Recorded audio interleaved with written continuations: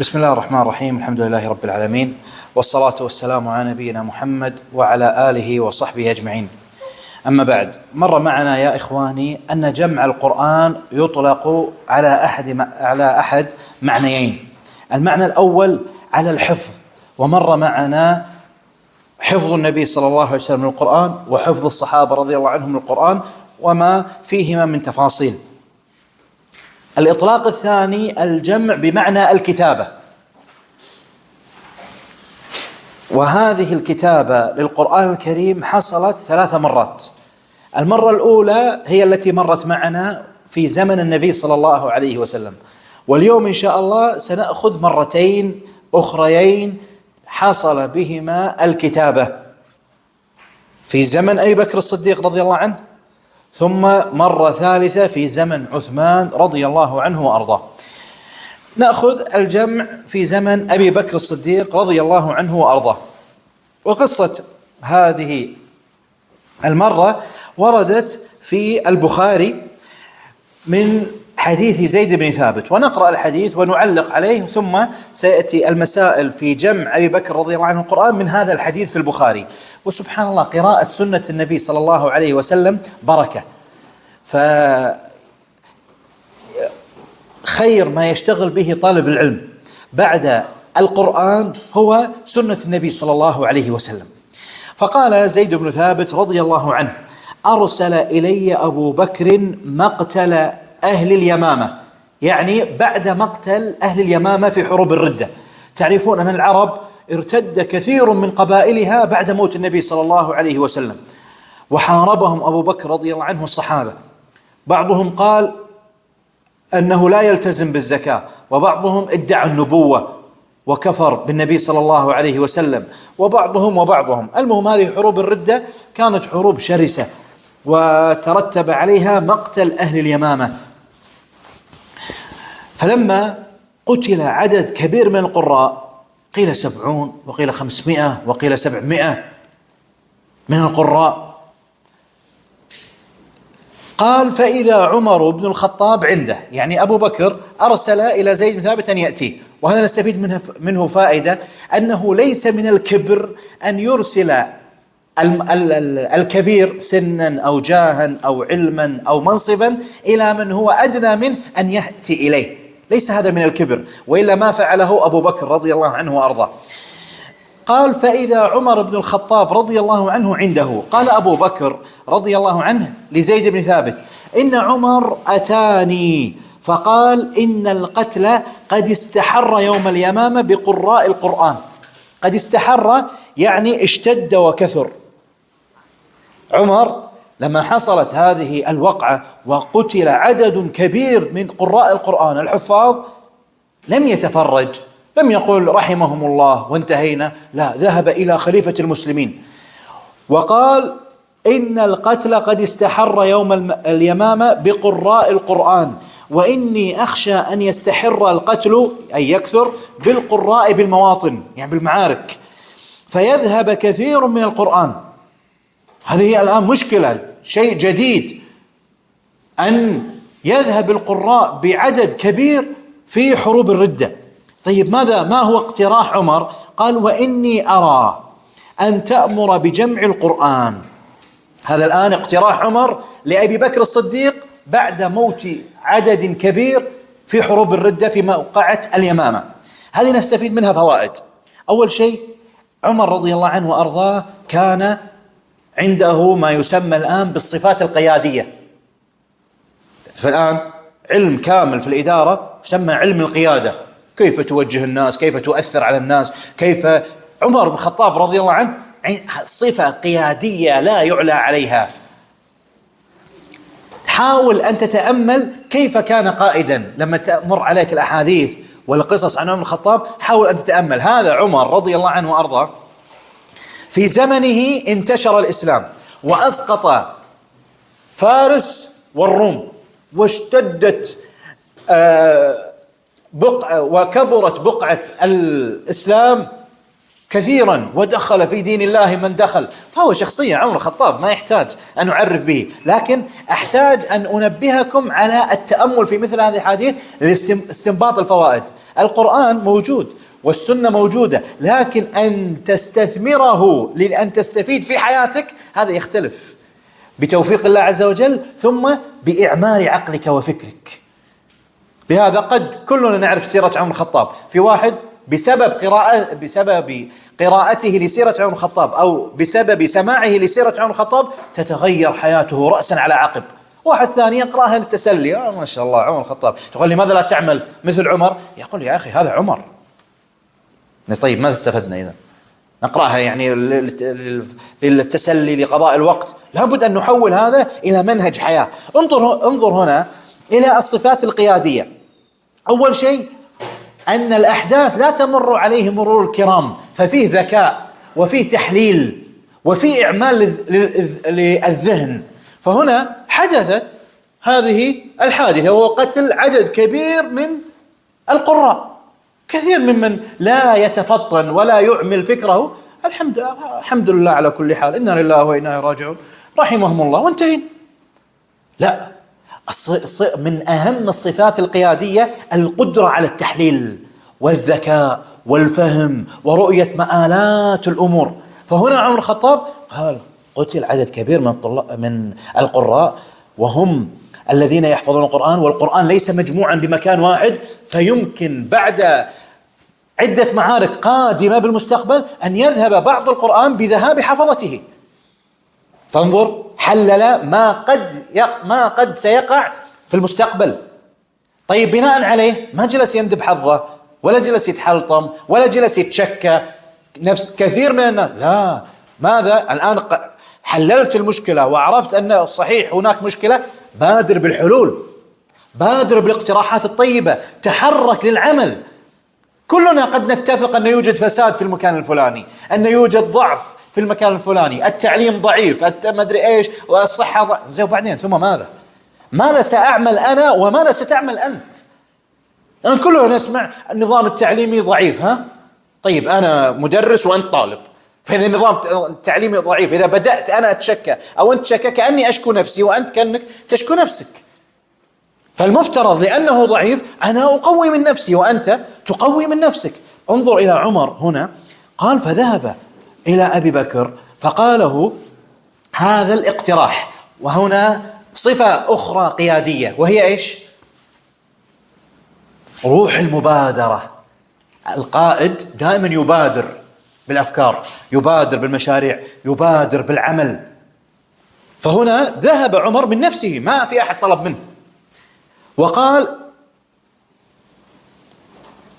إن القتل قد استحر يوم اليمامة إلى آخره. ثم قال وإني أرى أن تأمر بجمع القرآن.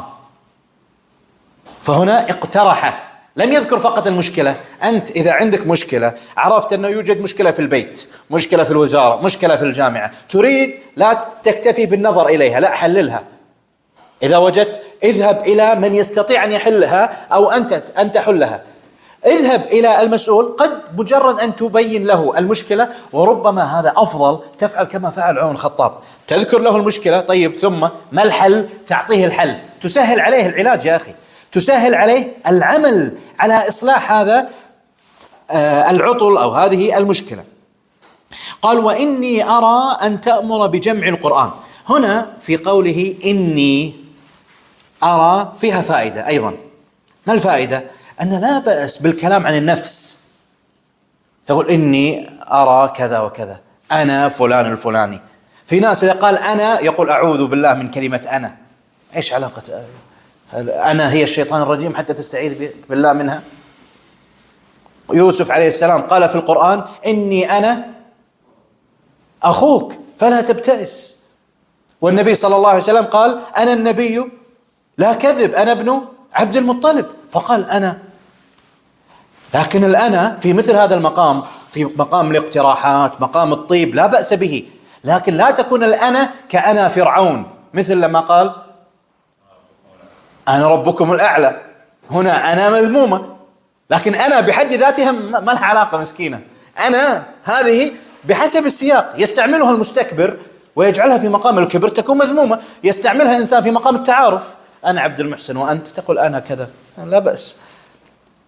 أو في مقام التشجيع على الخير، أنا فعلت كذا فافعلوا مثلي، أنا النبي لا كذب، أنا ابن عبد المطلب. أراد أن يستنهض هم الصحابة رضي الله عنهم في الثبات في الغزوة والمعركة. فهنا عمر الخطاب قال إني أرى، تكلم عن نفسه وما فيها شيء في مثل هذا المقام. الشيء الثاني هنا لما قال أرى، نفهم أن ذم الرأي مطلقا فيه تفصيل. يعني في كثير من كتب السنة ذم كلمة أرى، وتسمى المدرسة الأرائيتية أو أهل الرأي. ما سمعتوا فيهم؟ مدرسة أهل الحديث ومدرسة أهل الرأي. مجرد الرأي ما نستطيع أن نحكم عليه بالذم أو المدح، بحسب إذا كان الرأي مبني على الكتاب والسنة نعم الرأي، مثل رأي عمر إني أرى. مثل لما قال شعيب عليه السلام أرأيتم إن كان من عند الله، أو أرأيتم إن كنت على بينة من ربي، فهنا استعمل أرأيت. لكن إذا كانت أرأيت في مقابل القرآن والسنة، استعمال العقل والآراء في الشبه، تكون هنا الرأي رأي مفسود فاسد، رأي مذموم. كما أتى رجل أظن في مسند الدارمي لعمر بن الخطاب من أهل اليمن، فقال له أرأيت لو كذا وكذا، عكس السنة. ثم قال له أرأيت، فقال اجعل أرأيت عند اليمن وكلمني بالسنن، أو كما قال عمر الخطاب رضي الله عنه. هذا في الرأي المذموم. حتى تسمعون كثير من الصحابة أو بالتابعين والسلف يذمون الرأي في القرآن، يعني الرأي المذموم. طيب، إني أرى أن تأمر بجمع القرآن. فقال أبو بكر الصديق رضي الله عنه لعمر، انظر، قلت لعمر، يقول أبو بكر، هذه أيضا فيها فائدة. ما هي؟ قلت لعمر، لا عمر الآن أبو بكر يقول قلت لعمر، هو الآن يحدث القصة لزيد بن ثابت، يقول قلت لعمر كذا وكذا. هذه الآن قلت لعمر فيها فائدة، من يستطيع أن يستنبطها؟ قلت لعمر، ممكن تأخذ منها فائدة؟ هكذا تستفيد من السنة، اعمل عقلك. لا، قلت لعمر، ما الفائدة؟ طيب ما الفائدة؟ ما نبي نقول تشرح لي شنو؟ حوار قادة، حوار بين بين قادة، ماشي، لكن وين الفائدة؟ طيب كل القادة يتحاورون، كل الناس يتحاورون. طيب يعني في فائدة الواحد يتكلم، كلنا نتكلم. أقول لكم أبي فائدة، مو تقول لي والله تكلمت هذا حرف القاف. يا أخي فائدة، انظر، فكر. وين التواضع؟ قلت لعمر، أبو بكر يقول قلت لعمر، قلت لعمر. عمر الخطاب كان ثاني رجل في الدولة الإسلامية. أبو بكر خليفة المسلمين، من تحته من؟ عمر بن الخطاب رضي الله عنه. مع هذا ليس اسمه القائد، الرئيس، نائب الرئيس، رئيس الوزراء، الدكتور، أستاذ الدكتور، فضيلة الشيخ العلامة، عرفت؟ ما في. قلت لعمر، ذهبت إلى أبي بكر، وعمر هو عمر، والدكتور مسكين دكتور عبد المحسن اسمه الدكتور عبد، ما نعرفه أصلا. حتى تعرفوا أن هذه الألقاب لا تقدم ولا تؤخر. الآن يقول لك الوزير السابق، حتى بعد تركز الوزارة كيف يعرف نفسه؟ يقول لك يا حبيبي الوزير السابق، النائب السابق، أنا دكتور. مثلا لو أفصل أقول أنا دكتور السابق، يعني أخي ما تعرفني أنا لماذا؟ لأننا العلم والعمل عندنا والمكانة ضعيفة، فنحتاج مثل هذه الألقاب حتى ترفعنا. أنا عندي شهادة، أنا عندي دكتوراه. لكن لو كان الإنسان مثل عمر ما يحتاج شهادة، ما يحتاج لقب حتى يرفع من نفسه رضي الله عنه وأرضاه. لهذا أقول قال عمر، أنت تفهم من عمر. لكن لو أقول قال زيد، يمكن تفهم أن زيد بن حارثة صحابي، لكن نحن لا، مساكين من غير هذه الألقاب. كثير من الناس ربما يغضب أشد الغضب لو واحد منكم يقول لي عبد المحسن كذا كذا، كل أصغر عيالك أنا عبد المحسن، مع أنه ليس أنا اسمي عبد المحسن، ما أخطأ. وإن كان في العرف بلا خطأ، يعني هذا مو أنا أحرضكم الآن حتى تكلمون الدكاترة بأسمائهم، لا، في العرف عندنا خطأ. لكن في زمن الصحابة ما فيها شيء، عبد المحسن ناديت عبد المحسن، ايش المشكلة؟ خالد، محمد. فعمر الخطاب عمر رضي الله عنه وارضاه.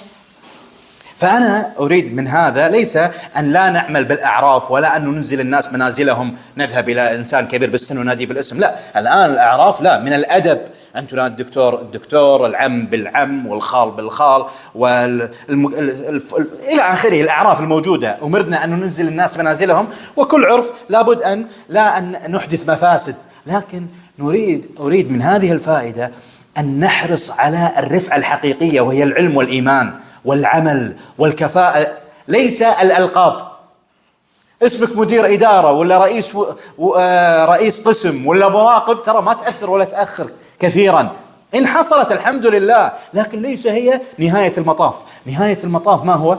إن أكرمكم عند الله أتقاكم. العلم والتقوى والعمل وخدمة الناس، هذا الذي يرفع من ذكر الإنسان الرفعة الحقيقية، ليس الألقاب. واضح؟ هذه فائدة ولا مو فائدة؟ يعني متكلفة ولا صحيح؟ من قلت لعمر فيها تكلف في استنباطها بعيدة ولا صحيح واضحة؟ الحمد لله. طيب واللي يقول عكس الكلام ينقص درجات. لا استغفر الله، طبعا أضحك معكم، بس يعني السؤال أحيانا يكون ما له داعي لأن الطلاب يجاملونك. المهم، قال كيف تفعل شيئا لم يفعله رسول الله صلى الله عليه وسلم. هنا نأخذ أيضا فائدة. ترى أنا أنسى نفسي مع حديث الرسول صلى الله عليه وسلم أفرح، نمشي، صار لنا بس 4 سطور الحين ما 5 سطور. طيب خلنا ما يخالف نمشي شوي. قال كيف تفعل شيئا لم يفعله رسول الله صلى الله عليه وسلم. أبو بكر يقول لعمر كيف تفعل شيئا لم يفعله رسول الله صلى الله عليه وسلم، اللي هو إيش؟ هو عمر الخطاب قال إني أرى أن تجمع القرآن في مصحف واحد. هذا الرسول صلى الله عليه وسلم ما فعله. تذكرون الرسول صلى الله عليه وسلم كتب المصحف أو كتب القرآن في أدوات متفرقة، تذكرون؟ الآن قال كيف تفعل شيئا لم يفعله رسول الله صلى الله عليه وسلم. هذا يدلك على أن ما هو مستقر عند الصحابة رضي الله عنهم بعدم الإحداث في الدين، وعدم العمل بالبدع الجديدة، أي شيء، وأن الدين وما يتعلق بالدين وما يتعلق إنما الأمر على الاتباع. عليكم بسنتي وسنة الخلفاء الراشدين من بعدي، عضوا عليها بالنواجذ، اتبعوا ما أنزل إليكم من ربكم، من أحدث في أمرنا هذا ما ليس منه فهو رد، كل محدثة بدعة وكل بدعة ضلالة وكل ضلالة في النار. هذا مستقر عند الصحابة رضي الله عنهم، لدرجة إذا اقترح عليهم أحدهم اقتراحا في البداية يستريبون منه ويردونه. لماذا؟ لأن كأن ليس فيه اتباع للنبي صلى الله عليه وسلم، وإلا هذا ليس بدعة، لأنه هي وسيلة، ليس بدعة مذمومة، لأنها وسيلة لحفظ القرآن. فقال عمر في الرد على هذا السؤال من أبي بكر رضي الله عنه هذا والله خير، يعني نحن لا نتعبد، لا نأتي بعبادة جديدة وبدعة وضلالة وخلاف سنة النبي صلى الله عليه وسلم، لكن هذا خير من باب حفظ القرآن، حفظ العلم، ليس ابتداعا في الدين عبادة جديدة. قال فلم يزل عمر يراجعني حتى شرح الله صدري لذلك. وهذه أيضا فيها فائدة، أنك إذا اقترحت اقتراحا تراه حقا ولم يتقبل منه ولم يتقبله منك، سواء الوالد المسؤول أي أحد، لا تقول أنا اقترحته خلاص ومشيت، لا، إذا كان حقا وأنت مقتنع به ألح عليه وأصر واثبت عليه. قال فلم يزل عمر يراجعني، الله أعلم كم مرة، مرتين، 3، 5، 10، ما ندري، لكن إذا كنت على حق وترى نفسك مقتنع، والذي رد عليك لا ترى أن عنده حجة أقوى من الذي عندك، حاول أن تثبتها بالحسنى طبعا. لكن هنا أصر عمر رضي الله عنه، وهذه أيضا صفة أخرى، أن الإنسان يكون مصرا على الحق. الرسول صلى الله عليه وسلم قال سيأتي على الناس زمان القابض على دينه كالقابض الجمر. إذا قال إن يلقي الإنسان الجمرة ولا يمسكها، قابضها، قابض على الدين. الآن في ناس، نسأل الله عز وجل أن يثبتنا وإياكم، أي بلاء يحصل له يترك. وينك فلان؟ ما نراك بالكلية. خلاص أنا خرجت من الكلية. لماذا؟ في دكتور أساء إلي، طيب في دكتور أسائلك تترك الكلية وتترك العلم. فلان كان يصلي في الجماعة، كان لماذا؟ قال لا أنا تعاملت مع أحدهم وفعل فيه، وقع لي بلاء. طيب تتخلى هكذا سريعا، لا يوجد ثبات. لهذا كان من أكثر دعاء النبي صلى الله عليه وسلم اللهم يا مقلب القلوب ثبت قلبي على دينك. وكان أو عفوا كان يكثر من الحلف لا ومقلب القلوب. لابد أن نثبت على الحق، نثبت على الدين. طيب قال ورأيت أبو بكر يقول ورأيت في ذلك الذي رأى عمر. قال زيد قال أبو بكر. الآن ماذا يريد أبو بكر من زيد بن ثابت؟ فقال له أبو بكر إنك رجل شاب عاقل لا نتهمك وقد كنت تكتب الوحي لرسول الله صلى الله عليه وسلم. انظر الآن هناك مهمة، يوجد وظيفة جمع القرآن في مصحف واحد. ما قال من موجود من عيال العم، من موجود من الجماعة، من موجود من ربع الدائرة، من موجود من أهل المنطقة. لا يا أخي، ما هي الصفات التي تحقق الهدف المنشود؟ ويقول لي طيب عيال عمي يعني هم ما يستحقون. مو هذه الفكرة. الفكرة إن خير من استأجرت القوي الأمين. الفكرة أن تكون هناك معايير موضوعية لا ينظر فيها للنسب وإلى الدماء وإلى الظلم وإلى العنصرية. هنا اختير زيد بن ثابت، لماذا؟ لم ينظر إلى النسب. قال إنك رجل شاب عاقل لا نتهمك وقد كنت تكتب الوحي لرسول الله صلى الله عليه وسلم. فصاحب اختصاص وعاقل وشاب وقوي على المهمة، لهذا قام بها أفضل قيام رضي الله عنه وأرضاه. وهذا نفهم منه أنها المشكلة الكلام سهل. والآن ونحن نتكلم ما أظن في واحد منكم يعارضني. هل هذه الصفات التي اختار فيها أبو بكر زي بن ثابت فيها نظر ولا خطأ؟ حاشاه، ما في أحد، صح؟ لكن المشكلة أنا في مقامي وأنت في مقامك، لو يحصل لك شيء إحنا البلاء، إحنا المشكلة. فلان اتصلوا علي قدمناه، فلان انحرجت منه، فلان كذا، هذا الذي دمرنا. لكن عمر بن الخطاب وأبو بكر يريدون إرضاء الله سبحانه وتعالى، لا يريدون إرضاء البشر. فلان غضب علي، فلان ايش يقولون عني؟ طيب فلان ايش يقولون عني؟ ماذا يقول عنك الله عز وجل؟ الله عز وجل هناك من الناس في القرآن قال عنهم نعم العبد. هل الله عز وجل يقول عني أو عنك نعم العبد؟ كيف ينظر لنا الله؟ هذا هو المفروض الذي نحاتيه في وظائفنا، في مسؤولياتنا. الناس قالوا عنا ما قالوا. الناس اليوم يرضون عنك، غدا لن يرضوا عنك. صعب إدراك الناس، غاية لا تدرك. أما إرضاء الله غاية لا تترك. لهذا أنا أوصي نفسي وأوصيكم، هذا الكلام الكل يقوله، لكن وقت العمل قليل من الناس من يعمل به. كل من يقول لابد من الخير، الأمانة، التقوى، الصفات، الكفاءة، المدري شنو، المعيارية، الموضوعية، وقت التطبيق العملي يمسك الإدارة ولد فلان، كل عيال فلان وياه، يا ما في أحد غيرهم.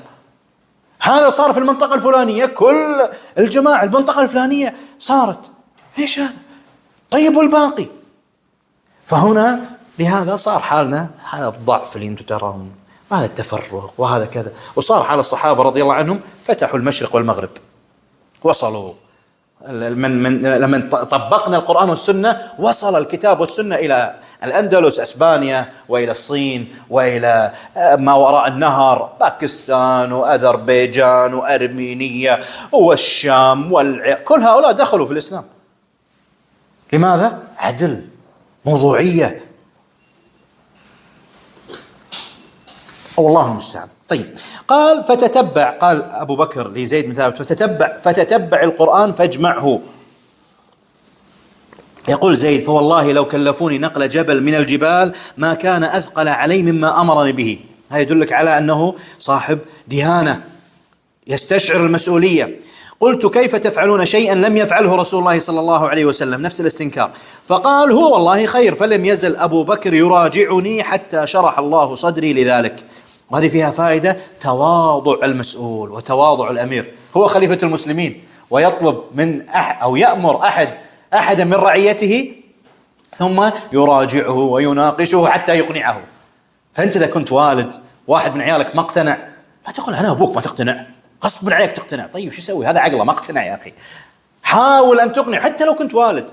أنا دكتور وهذا طالب بعد يناقشني، إيه خليني يناقشك يعني إيش يعني؟ أنا مدرس وهذا طالب. طيب بحدود الأدب طبعا، ما فيها بس، أخذ ورد وكذا، من غير طبعا سوء أدب ومن غير تعدي للصلاحيات. طيب فهنا قال ما زال يراجعني، خليفة المسلمين يراجع واحد من الرعية حتى يقنع في الوظيفة. بهذه الأخلاق ساد الصحابة رضي الله عنهم وأرضاهم. قال فشرح حتى شرح الله صدري للذي شرح له صدر أبي بكر وعمر رضي الله عنهما، فتتبعت القرآن أجمعه من العسب واللخاف وصدور الرجال. تذكرون هذه الأدوات التي كتب فيها القرآن في زمن النبي صلى الله عليه وسلم. وفي لفظ والرقاع والأكتاف، حتى وجدت آخر سورة التوبة مع أبي خزيمة الأنصاري رضي الله عنه، لم أجدها مع أحد غيره. لقد جاءكم رسول من أنفسكم عزيز عليه ما عنتم، حتى خاتمة براءة. فكانت الصحف عند أبي بكر حتى توفاه الله، ثم عند عمر حياته، ثم عند حفصة بنت عمر رضي الله عنهما. هذه قصة الجمع في زمن أبي بكر الصديق رضي الله عنهم وأرضاهم. هنا الآن سنأخذ بعض المسائل المأخوذة، احنا أخذناها الآن بالتفصيل، الآن سنأخذها فقط من باب الترتيب على الكتاب. من صاحب الفكرة للجمع؟ عمر رضي الله عنه وأرضاه. هذه المسألة الأولى. المسألة الثانية، من الآمر بالجمع؟ أبو بكر رضي الله عنه، وواضحة من القصة. لهذا علي بن أبي طالب رضي الله عنه قال أعظم الناس أجرا في المصاحف أبو بكر، فإنه أول من جمع بين اللوحين. ما أدري بين اللوحين أو ما بين اللوحين، هنا بين اللوحين من غير ما. وفي رواية رحم الله أبا بكر هو أول من جمع بين اللوحين، أخرجه أحمد في فضائل الصحابة. طيب المسألة الثالثة، من المنفذ للمشروع جمع القرآن؟ زيد بن ثابت. انتهينا.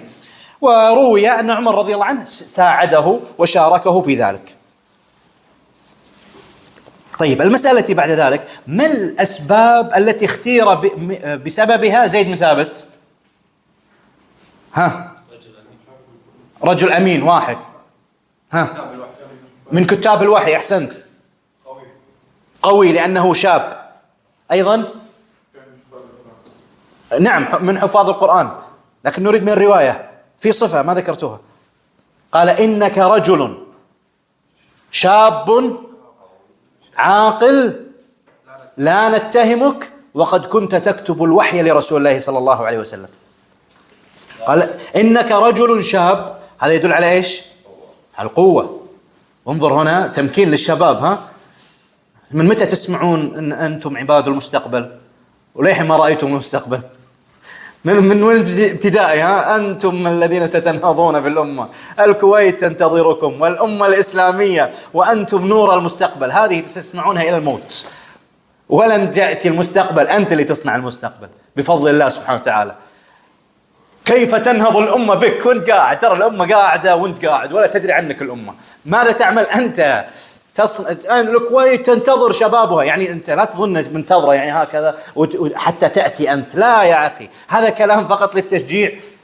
وأنت الذي بادر، أنت الذي اعمل، أنت اعمل الفرق، أنت استثمر الموارد الذي عندك لنهضة أول شيء إيش؟ الدين أكيد، بس أنا أتكلم نهضة إيش؟ تنهض بمن؟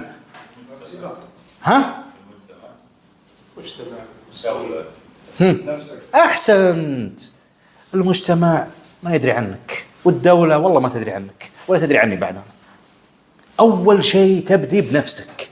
قوا أنفسكم وأهليكم نارا. حتى أهلك لا تقول أنا أخوي كذا، أبوي أمي ولد عمي. يا حبيبي أنت شلونك؟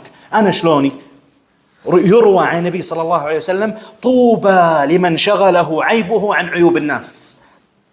انشغل، أول ما تنشغل نفسك.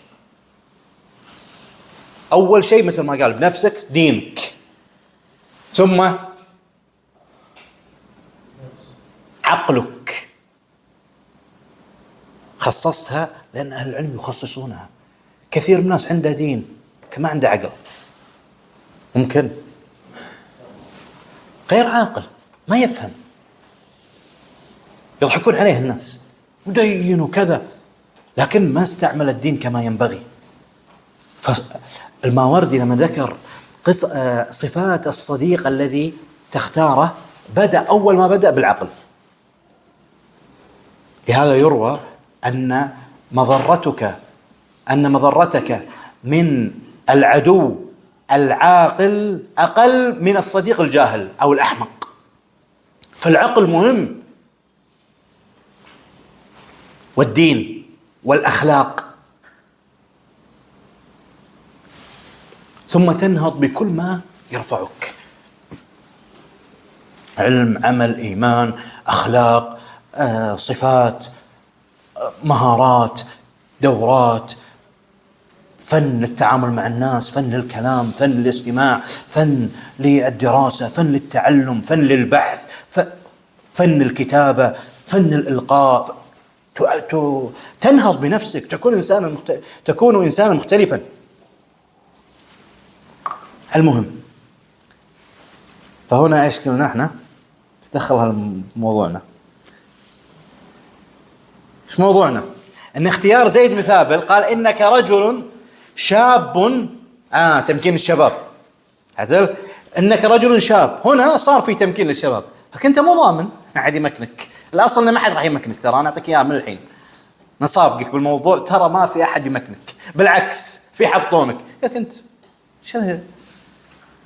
أنا كنت متحمس مرة أول ما تخرجت، إن شاء الله متخرجون، رحت أذكر حق مسؤول في الدوام، كنت متحمس وكذا، فطلبت منه شيء، ضحك علي والله، قال لي أنت بتسوي شيء فلاني؟ قلت لي ليش ما أسوي؟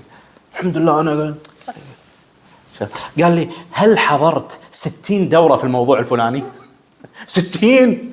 قلت له لا والله ما حضرت. قال لي خلاص إذا أنت لست كفلي هذه المهمة، تمكين للشباب، ها؟ فأنا عرفت طبعا المكان ما أجلس فيه، وطلعت وغيرت وظيفتي. المهم أنا أقصد أنت لا تظن في تمكين إلا إذا صار الحمد لله، لكن أنت هيئ نفسك أن لا يوجد تمكين، أنت تشتغل وتعمل. إنك رجل شاب، فالشاب قوي، الشاب يستطيع أن يتحرك، يستطيع أن يغير، يستطيع أن يحدث يعني نتائج ملموسة. إنك رجل شاب، ثم قال له عاقل. والعقل ليس هو خلاف الجنون، كل الصحابة رضي الله عنهم كانوا عقلاء، لكن هنا خصصه بالعقل. لماذا؟ حتى تفهم الإدراك أن إطلاقات العقل قد تطلق بما يضاد الجنون، وقد تطلق على معرفة مآلات الأمور، ومعرفة خير الخيرين وشر الشرين، وإصابة الحق، وكبح جماح الشهوة لفعل الصواب. هذا هو العقل. وقد كنت لا نتهمك صاحب ديانة أيضا، وقد كنت تكتب الوحي لرسول الله صلى الله عليه وسلم، فصاحب اختصاص وكفاءة. طيب، هذه الأسباب التي اختير من أجلها من الحفاظ الأثبات. الأمر الثاني أيضا لم يذكر لكن هو من الأسباب، أنه شهد العرض الأخيرة زيد بن ثابت. قال أبو عبد الرحمن السلمي فيما أورده البغوي في شرح السنة، شهد زيد بن ثابت، وقال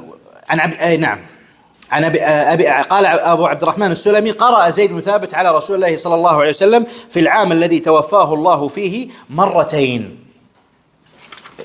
طيب، ثم ذكروا الصفات التي ذكرتها لكم. طيب، ما هو السبب لجمع أبي بكر رضي الله عنه في القرآن في مصحف واحد؟ مقتل القراء في حرب اليمامة، ليس الحرب فقط، لا، المقتل للحفاظ فيه، وخشية أن يذهب القرآن بذهاب حفظته. طيب، هدف الجمع للقرآن هو جمع المتفرق من القرآن المكتوب في أدوات عديدة في مكان واحد. ما هي مدة الجمع؟ هنا استنبطوا أن ما يقارب سنة كاملة جلس الصحابة رضي الله عنهم يجمعون القرآن. قالوا: فلم ترد نصوص تقطع بتحديدها، إلا أنه يمكن القول بأن هذا الجمع استغرق ما يقارب السنة، وهي مدة ما بين معركة اليمامة التي وقعت في الأشهر الأخيرة من العام 11 أو أوائل العام 12، وبين وفاة أبي بكر رضي الله عنه. وأرضاه التي كانت في جمادى الآخرة من العام 13 للهجرة. وهذا استنباط لطيف. طيب، ما هو منهج الجمع؟ كيف جمعوا؟ ذكروا 4 قواعد في جمع أبي بكر رضي الله عنه للقرآن. القاعدة الأولى في المنهج في الجمع، الطريقة التي جمع فيها، أن تكون كل آية مجموعة محققة لأمرين: الحفظ والكتابة، أي محفوظة في الصدور ومكتوبة في السطور، مكتوبة على كرانيف، على رقاع، على أكتاف، إلى آخره ما ذكرنا، وأيضا محفوظة يحفظها الصحابة رضي الله عنهم. قال زيد في حديث قصة الجمع: فتتبعت القرآن أجمعه من العسب واللخاف، هذا مكتوبة في السطور، وصدور الرجال محفوظة في الصدور. طيب، لماذا أن يجمع بين الحفظ والكتابة؟ زيادة في التوثيق، زيادة في التأكيد أن هذا القرآن المحفوظ هو المكتوب والمحفوظ. القاعدة الثانية: أن يكون الحفظ والكتابة متطابقين متوافقين، المكتوب نفس المحفوظ عند الصحابة رضي الله عنهم. الثالثة: يشترط في الحفظ التلقي المباشر من فم رسول الله صلى الله عليه وسلم. عن يحيى ابن عبد الرحمن بن حاطب قال: أراد عمر بن الخطاب رضي الله عنه أن يجمع القرآن، فقام في الناس فقال: من كان تلقى، يعني هذا في زمن أبي بكر، من كان تلقى من رسول الله صلى الله عليه وسلم شيئا من القرآن فليأتنا به. أخرجه ابن أبي داود في المصاحف. فانظر، فإذا الاشتراط أن لابد أن يتلقى الصحابي من الرسول صلى الله عليه وسلم. لو واحد يسألكم: طيب أكيد بيتلقى من الرسول صلى الله عليه وسلم، بيتلقى من؟ ما فائدة هذا الشرط؟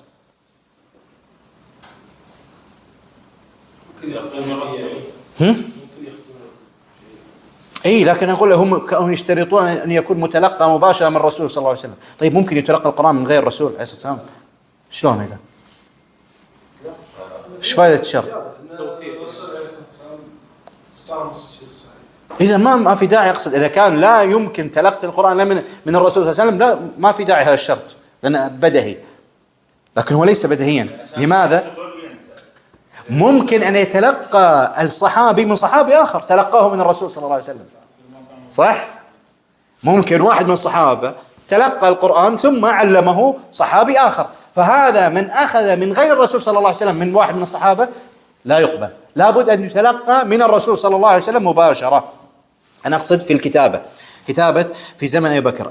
القاعدة الرابعة: يشترط، وهذا طبعا من باب التلقي من الرسول صلى الله عليه وسلم مباشرة، أوثق وأثبت وأدعى للاطمئنان. طيب، يشترط في الكتابة وجود شاهدين معها، أيضا لا يكتفى بالكتابة بل لابد من شاهدين. عن عروة بن الزبير قال: لما استحر القتل بالقراء يومئذ فرق، يعني خاف أبو بكر على القرآن أن يضيع، فقال لعمر بن الخطاب ولزيد بن ثابت: اقعدوا على باب المسجد،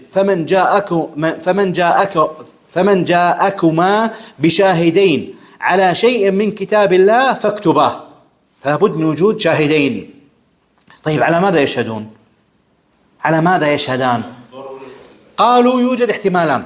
الاحتمال الأول: الشهادة على أن ذلك المكتوب كتب بين يدي رسول الله صلى الله عليه وسلم.